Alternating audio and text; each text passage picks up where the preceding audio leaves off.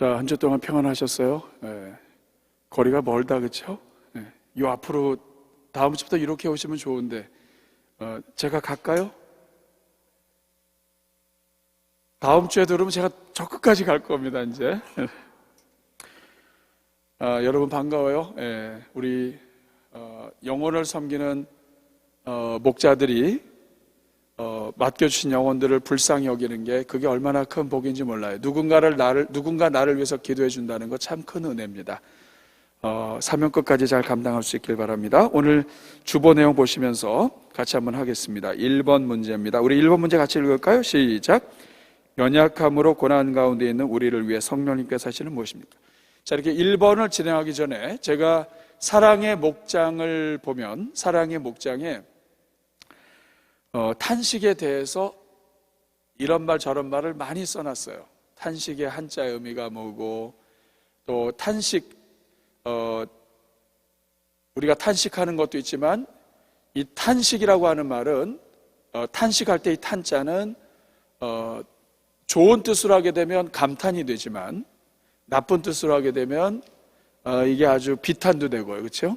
그래서 하나님은 어떤 분이시냐면 우리 인생의 모든 비탄과 또 이런 애탄과 이런 것들을 우리 하나님은 성령을 통해서 하나님의 은혜를 통해서 감탄과 그렇죠?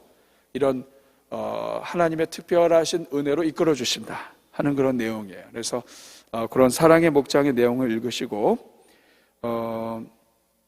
오늘 1번 들어가기 전에 사랑의 목장을 읽고 목장 모임에 오세요 이렇게 할 수도 있겠죠. 그리고 1번 들어가기 전에 이렇게 서로 아이스 브레이킹을 하면 좋겠습니다. 최근에 가장 많이 탄식했던 것이 있다면 무엇일까요? 뭐에 대해서 최근에 이렇게 탄식 많이 하셨어요? 이렇게 할 수 있겠죠. 네. 최근에 아프셨던 분들은 몸이 연약한 것 때문에 탄식할 수 있겠고, 그 다음에 항상 빠짐없이 나오는 것, 정치와 이런 쪽에 탄식하시는 분이 있죠. 네. 또 우리 성도님 중에 그 아이가 백신 맞고 하면서 좀 불편한 일도 있고, 이런 여러 가지 탄식할 일들이 참 많아요.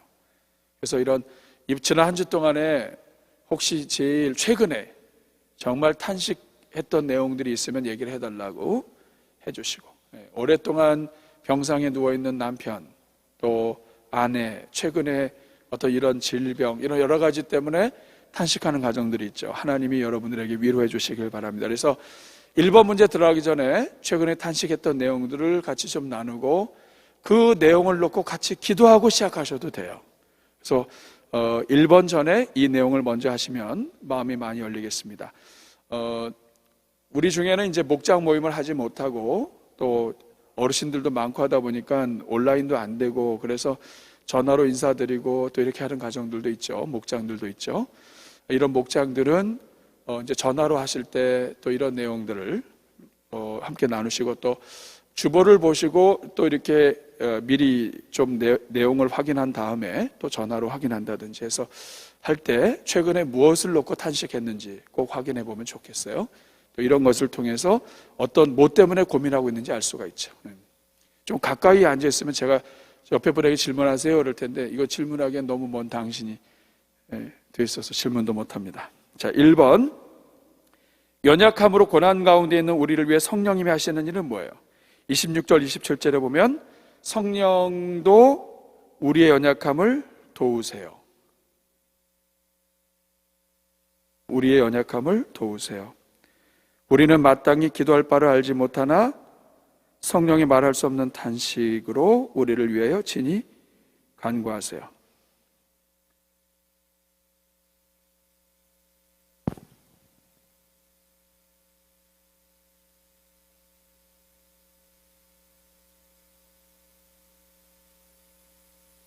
우리의 연약함을 불쌍히 여기시고 도우십니다.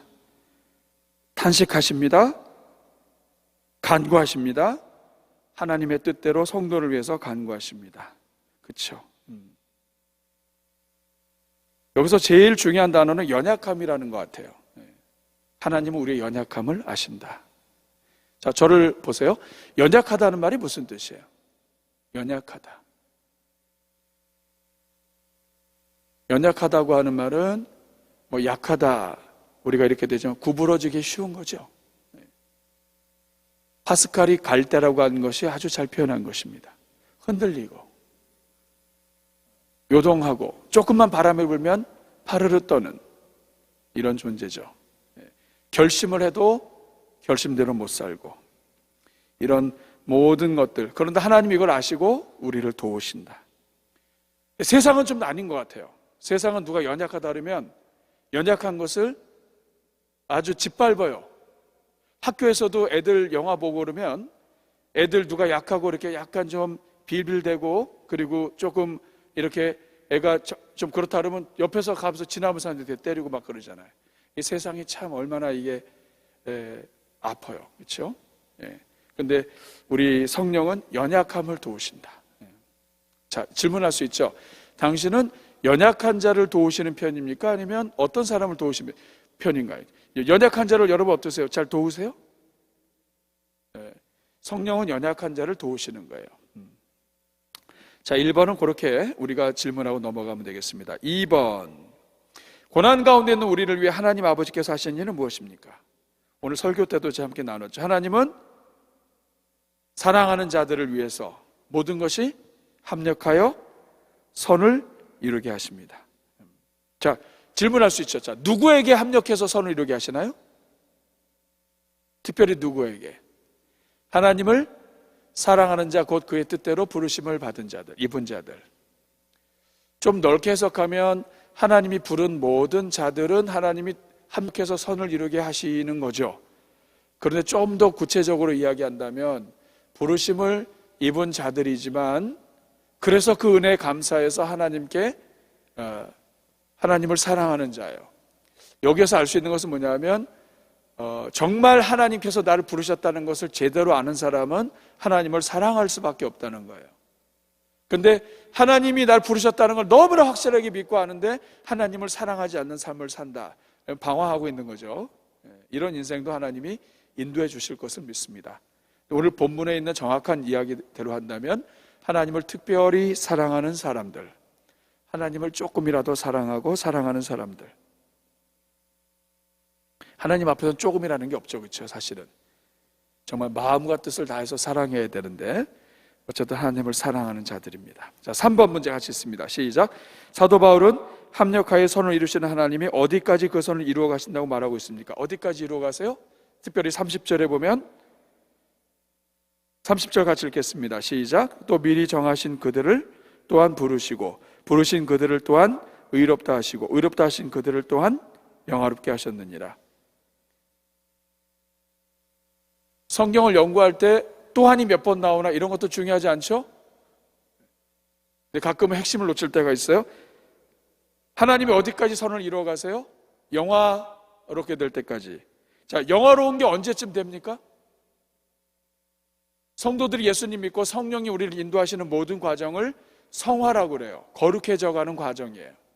이미 거룩함을 받았고 거룩히 여김을 받는 존재가 됐지만 그러나 우리가 볼 때도 부족함이 많죠. 그래서 날마다 거룩함을 증대시켜 가는데 완전히 하나님 앞에서 거룩함과 이 모든 것이 온전하게 될 때 이때가 영화예요. 죽는 그 순간까지 하나님은 우리를 이끌어 가신다. 자, 질문하겠습니다. 우리 목자 한 분 한 분은 비록 우리 현실이 어려움이 있고 문제가 많다 할지라도 하나님이 여러분들의 가정과 특별히 자녀들의 모든 것을 끝까지 인도해 주실 것을 여러분 믿고 있습니까?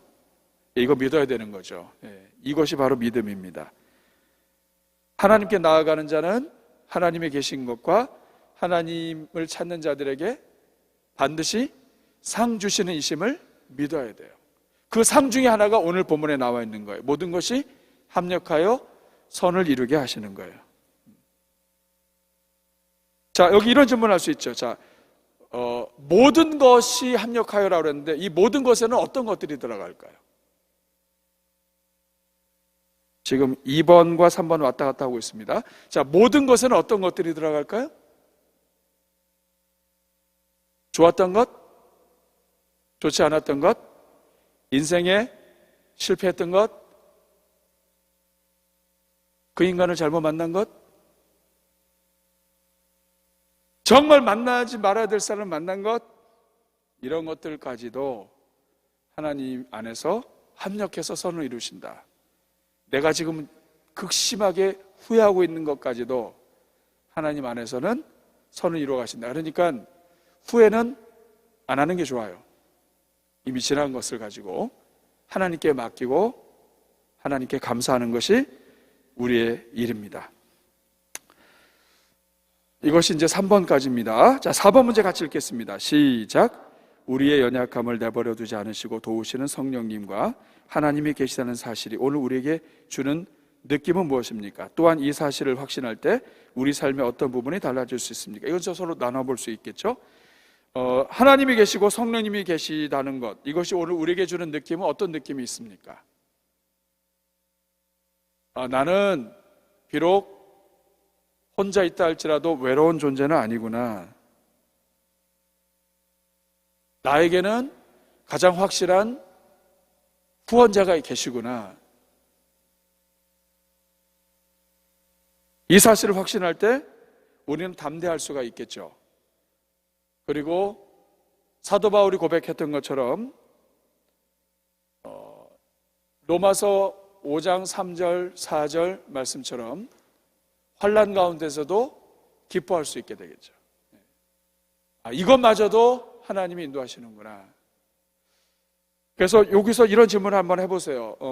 내가 볼 때는 문제투성이었는데 하나님께서 이것을 선하게 이끌어 줬던 것, 지나고 보니까 하나님이 인도하셨다 하는 것, 5번이죠. 이것을 우리가 한번 나눠봅시다. 5번 문제 같이 읽겠습니다. 시작. 이제까지 살면서 고난 중에 기도를 도우시고 합력하여 선을 이루어 가시는 하나님을 경험한 적이 있으면 나눠봅시다. 두 가지를 나누는 겁니다. 첫째는 고난 중에 기도를 도우시는 거예요. 하나님이 함께 하시는구나. 하나님이 정말 내 기도 들으시는구나. 이런 것을 경험했던 적이 있으면 나누고, 또 하나는 뭐예요? 합력해서 선을 이루어 가시는 거. 이거 정말 내 인생 끝났다 생각했는데 그것이 하나님의 특별한 선물이었던 거.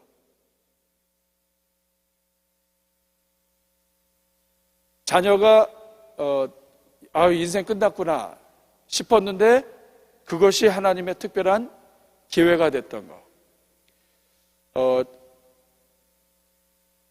미국에서는 그 아이들이 감옥이나 이런 게 아주 얼떨결에 갈 때가 많아요. 총을 들리면 안 되는데 총기를 들은 것도 이것도 굉장히 큰 미수가 되고요. 총을 쏘면 큰일 납니다. 근데 성도 중에 하나, 그 성도 집사님 중에 한 분의 아들이 이 총기 사고가 났어요. 애가 착한 애인데 그 뭉쳐있던 애들이 자기 친구들을 막 때리고 하니까 얘가 홧김에 이 차에서 이 총을 가져간 거예요. 그러면 안 되는데. 남편하고 헤어지고 혼자서 남편이 먼저 돌아가셨어요. 그래서 혼자서 아이를 막 키우는데 애가 믿음 안에서 잘 자라면 좋겠는데 애가 총기 사고가 났어요. 기본이 몇 년인 거예요. 총을 쏘면 이거는 일단은 다른 거예요. 옆에 있는 사람들이 얘기를 어떻게 하느냐에 따라서 완전히 다른 거거든요. 근데 이게 문제가 생겼어요. 그때 1년 6개월인가? 애가 그 감옥에 들어가게 됐습니다. 그래서 그것 때문에 찾아가기도 하고 또 그것 때문에 같이 하기도 했는데 여기까지만 놓고 보면 인생이 망한 것 같잖아요. 근데 하나님은 은혜 하나님이시더라고요. 첫째는 그 집사님이 자식이 감옥에 있는 동안에 자기 인생의 가장 경건한 시간을 보내셨어요. 자식을 위해서 기도하고 엎드리고 그리고 그 자식 때문에. 또 하나는 하나님이 그 아들을 만지셨어요. 감옥에 있는 동안에 인생은 내 뜻대로 안 되고 하나님이 계시고 그래서 그 안에서 성경을 읽고 이런 과정에서 아이가 나오게 됐어요.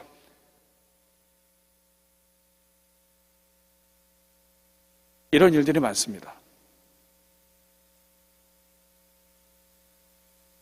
그러니까 우리가 볼 때는 인생을 망친 것처럼 보이기도 하고 하지만 그게 하나님의 특별한 섭리가 되기도 해요. 하나님은 절대로 죽이기만 하시는 분 아니에요. 이상하죠? 아들은 감옥에 가 있고 그 다음에 막 괴로워 죽겠는데 이상하게 또 일은 잘 되고. 하나님이 어떨 때는 많이 이렇게 어렵게 하지만 그 어렵게 하는 것 속에서 하나님의 은혜를 주세요. 이 자리에 계신 분도 마찬가지예요. 우리 목자로 되면 또 교구장으로 섬기면 일이 좀 잘 되면 좋잖아요. 그건 우리 기준인 거예요. 그러니까 남들이 볼 때 이 정도 되고 이렇게 되면 좋겠는데 어떨 때 신경질 날 때가 있어요. 하나님 좀 일자리를 주고 그 다음에 섬기게 했으면 하나님이 알아서 좀 책임져야 될 거 아니에요. 이게 뭐냐고 지금 뭐 좀 교회에서 좀 섬기려고 하는데 재정적으로도 그렇고 이게 뭐냐고. 우리가 이제 이렇게 속상해서 얘기할 때도 있어요. 근데 그게 다 지나고 보면 하나님이 우리와 교제하자고 하시는 손길이에요. 그래서 하나님 더 찾게 되고 그래서 하나님 앞에 엎드리게 되고 목장도 마찬가지예요. 목장 이런 거 안 했으면요 지금 이 기간에 여기 안 와도 되잖아요. 근데 목장을 섬기기 때문에 어쩔 수 없이 영혼 붙잡고 기도하기 싫어도 해야 돼. 그래서 어떨 때는요 우리를 이렇게 걸어 놓는 게 이게 복이에요. 저는 여러분들에게 하나님의 은혜 주시길 바랍니다. 그리고 우리가 살면서 뜻밖의 문제들, 나는 그렇지 않았는데 누가 나를 오해하고 이런 것들, 그때는 괴롭지만 지나고 보면 그것을 통해서 하나님이 하시려고 하는 게 있어요. 그래서 그 하나님을 의지하면서 모든 것이 합력해서 선을 이루시는 하나님, 그 은혜를 여러분들이 5번을 통해서 쭉 한번 나누실 수 있기를 바랍니다. 자, 말씀의 맥 잡기 같이 읽어보겠습니다. 1번, 이 본문 전체를 또 설교한 것까지 요약한 겁니다. 1번 시작. 어떤 상황 속에서도 성도는 결코 혼자 기도하지 않습니다. 심지어 우리가 기도하지 못할 때에도 성령께서 우리를 위해 간구하십니다. 그러므로 어떤 형편에 있든지 성도는 함께 간구하시는 성령님으로 인하여 위롭지 않은 것입니다. 그렇죠? 혹시라도 좀 요새 힘들고 외롭고 이러신 분들이 있다면 이 말씀 통해서 은혜 받으시기 바랍니다. 2번 같이 했습니다. 하나님은 우리의 어떤 고난과 연약함 속에서도 선을 이루어 가신다는 것입니다. 우리를 택하시고 독생자 예수 그리스도 안에서 구원의 은혜를 베풀어 주신 하나님은 우리의 고난과 연약함과 심지어 우리의 실수 속에서도 우리가 아버지의 품에 안길 때까지 우리를 영화롭게 만들어 가십니다. 3번, 그러므로 오늘 이 땅의 성도들은 모든 연약함 속에서도 합력하여 선을 이루어 가신 하나님 안에서 서로가 서로를 불쌍히 여기며 합력하여 선을 이루어 가도록 서로 돕는 삶을 살아가야 합니다. 이것이 하나님 아버지의 마음인 것입니다. 3번에 동그라미 하시고, 우리가 하는 일은 성령도 이렇게 하시고 아버지도 이렇게 하신다면 우리가 할 일은 서로의 연약함을 비난하는 게 아니죠. 우리는 참 못됐어요. 그래서 누가 연약하거나 실수하거나 그러면 잘 됐다고 해서 이렇게 비토할 때도 있고 그래요. 그런데 하나님은 뭐냐면 그 실수한 것을 합력해서 선으로 이끌어 가시는 분이 하나님이세요. 이 하나님을 우리가 믿는다고 한다면 우리가 다른 사람들이 실수할 때 비난하고 어떻게 저럴 수가 있냐, 어떻게 저럴 수가 있냐, 교구장이 어떻게 이럴 수 있냐, 목자가 어떻게 이럴 수 있냐, 이게 아니라 그 연약한 부분을 우리가 메꿔주는 거죠. 부부도 돕는 배필이 그런 거잖아요. 그 부족한 부분을 메꿔주는 거죠. 이것이 하나님이 기뻐하시는 방법이에요. 내 생각하고 다르고 이 모든 것이 다르고 틀렸기 때문에 그 사람을 비토하고 또 제외시키고, 이거는 마귀가 좋아하는 일이죠. 하나님이 원하시는 건 뭐냐면 그 부족한 그것을 그대로 끌어안는 거예요. 자, 보세요. 남편과 아내가 부족한 거 하나님 아세요, 모르세요? 아세요. 그런데 둘이 붙여놨을 때는 비토하고 죽이라고 놓으신 거예요? 아니면은 그 부족함을 너의 사랑으로 메꾸라는 뜻이에요. 교회도 마찬가지입니다. 교회 일꾼들 중에 온전한 사람이 없어요. 저 강단에 계신 분부터 시작을 해서 앉아 계신 분, 일하시는 분, 당회, 부서, 온전한 사람 하나도 없어요. 그러나 하나님이 온전하신 거 알아요, 몰라요? 온전하지 못한 거 알아요. 알면서도 거기다 집어놨을 때는 비토하고 싸워서 깨져가지고 갈라지기를 원해서 놓으신 것이 아니라 부족한 것을 통해서 오히려 더 큰 하나님의 사랑을 배우기 원하시는 거죠. 이게 성경적인 방법이고 하나님의 방법이에요. 그래서 이 부분을 우리가 실천하는 것이 중요하겠습니다. 그래서 맨 마지막에 질문은 그거예요. 우리가 기도할 바를 알지 못할 때에도 우리를 위해 간구하시고 우리의 연약함 속에서 합력하여 선을 이루어 가시는 하나님 아버지의 마음을 가지고 특별히 합력하여 선을 이루도록 도와줘야 할 사람이 있다면 누가 있는지, 또 어떻게 도와줄 수 있는지 나눠봅시다. 그래서 최근에 여러분 눈에 걸리는 사람들이 있죠. 이런 분들 어떻게 도와주면 좋을지, 그 사람이 선을 이루어가도록 하기 위해서 내가 해줄 수 있는 것이 무엇인지 한번 서로 나누시면 좋겠어요. 중요한 것은 지적해서 되는 일은 아닌 것 같아요. 영국에서 연구한 결과에 의하면 5번을 부정적으로, 한 번을 부정적으로 얘기하면 5번 칭찬해도 이게 만회가 안 된대요. 사람이 그만큼 약해. 그러니까 지적해서 되는 게 아닌 거예요. 저도 한번 큰 실수한 적이 있습니다. 제가 맡은 사역에 후임자가 왔는데 이 친구가 1.5세예요. 남미에서 자라다가 학생 때 남미 갔다가 미국을 왔어요.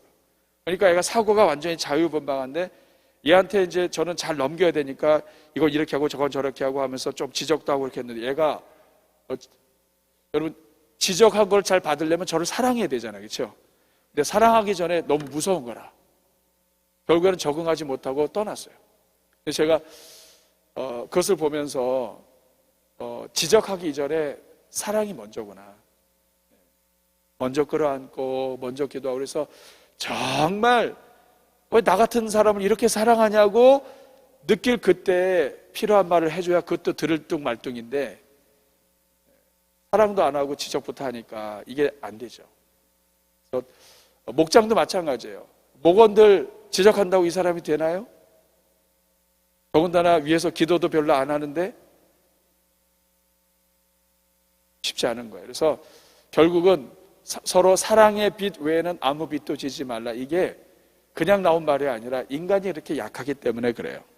그래서 목장 안에서 또 가정 안에서 교회 안에서 그저 서로 사랑하고 격려하고 하나님께 맡기고 탄식하시는 하나님이 계신데 우리가 하나님보다 더 의로워. 하나님은 탄식하시고 기도하시고 합력해 서로 이루어 가시는데 우리는 막 하나님보다 앞장서 가지고 막 때리고 막 이런다고요. 이런 모든 것들을 하나님 앞에 은혜를 구하면서 합력해서 선을 이루어가는 하나님의 도구가 되게 그렇게 되는 우리가 될 수 있기를 바랍니다. 같이 기도할게요. 우리 한번 가슴에 손 얹고 제가 축복하고 마치겠습니다. 은혜로우신 주님, 이 자리에 우리 교구장, 목자, 우리 대전중앙교회 영혼의 섬김이들이 함께하고 있습니다. 하나님, 우리가 늘 성경을 읽고 하나님을 안다고 하지만 하나님 아버지의 마음을 참 잘 모릅니다. 의롭고 반듯해서 탕자가 집을 나갔을 때 집을 지키고 있던 아들이었지만 비록 집은 안 나가고 있었지만 집 안에서 아버지의 마음을 모르는 무식한 그러한 큰아들이 돼가지고 죄인 하나가 돌아왔을 때 잔치를 여시는 아버지를 이해 못하고 아버지 정죄하고 또 정죄하는 오늘 우리의 모습을 보게 됩니다. 하나님, 간절히 원합니다. 이 코로나로 어려운 때에 한 영혼 한 영혼 불쌍히 여기게 해주시고 아버지 우리의 눈을 바꾸어 주셔서 영혼들을 바라볼 때 아버지의 눈으로 볼 수 있게 하여 주옵소서. 이번 한 주도 우리 교구장 목자들 주님 손에 올려드립니다. 하나님 도와주셔야 이 사명 감당할 수 있습니다. 가정 지켜주시고 경제적으로 붙잡아 주시고 가정의 기도 제목들 들어주시며 무엇보다도 마음이 평안하게 하여 주옵소서. 모든 문제들이 있다면 하나님이 알아서 책임져 주옵소서. 이번 한 주도 주님 손에 올려드릴 때 예수님의 이름으로 축복하며 기도합나이다. 우리 박수 3번 하고 마칠게요.